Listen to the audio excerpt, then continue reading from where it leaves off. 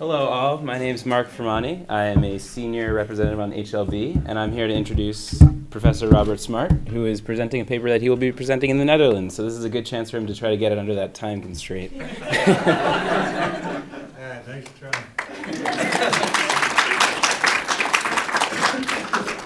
trying. Thank you for inviting me.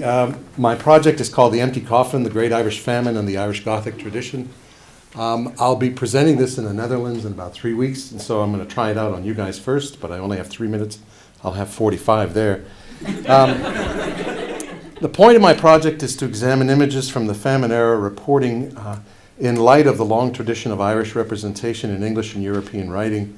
My argument basically is that this long tradition of representing the native Irish as monstrous and not quite human affected reporting on the devastation of the famine and the related starvation and disease, even in those who were reporting from the most sympathetic kinds of positions. I suppose I have to double click again here, No, right? just press the right arrow.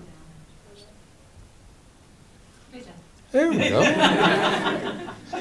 Strabo, Greek cartographer from 7 BCE, said this, that in Britain is described as wretched and inhabitable on account of the climate, while Ireland is full of cannibals. That means by the time the famine rolled around, the Irish had been characterized as cannibals, monsters, semi-humans, 3 legs, pointy heads, 3 eyes, etc., for almost 1,840 years.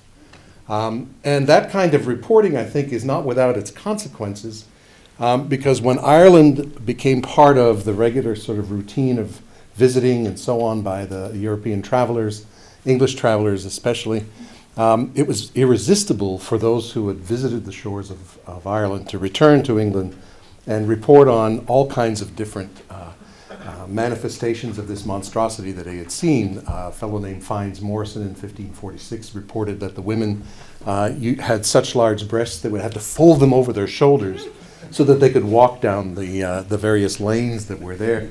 There was a report by a man named Tuke, Richard Tuke, who reported on the fact that the Irish in between harvests drank blood. They would cut small little incisions in the side of their animals, and then they would drink large amounts of blood to keep themselves going between the harvests.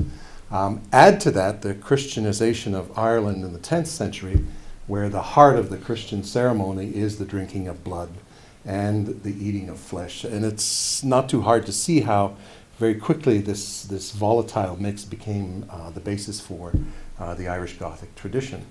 What happens during the famine, if you take a look at the Cork Examiner business here, what begins to happen during the famine is that the extremities of human life that were produced by this stress, the lack of food, the arrival of diseases, the living in close proximity, the incredible amounts of numbers of people who are crowded into very small places. The population of Ireland right now is about 4,234,035. In 1840, there were 8,900,000 Irishmen. And they were, most of them, crowded all along the western sort of coast of Ireland, from Connacht all the way down to Cork and the southern part of the country. And what began to happen is that things that mattered to the Irish as part of the way they did their business started to deteriorate. Not least among them is the way that they lived. These are some of the images, and I'm contrasting the images in local papers from those who were starving and their caricatured images in English newspapers. And very quickly you begin to see that Gothic images from Gothic literature, these are pictures of the Irish Frankenstein. This is a picture of Caliban, one of Shakespeare's characters. Dracula on the far left over there. And of course another image, the Irish Frankenstein. Very quickly what happened is that the debate about what to do with the Irish began to take a very dark turn, I suppose, when in fact it became clear that they were the monster, not the victim.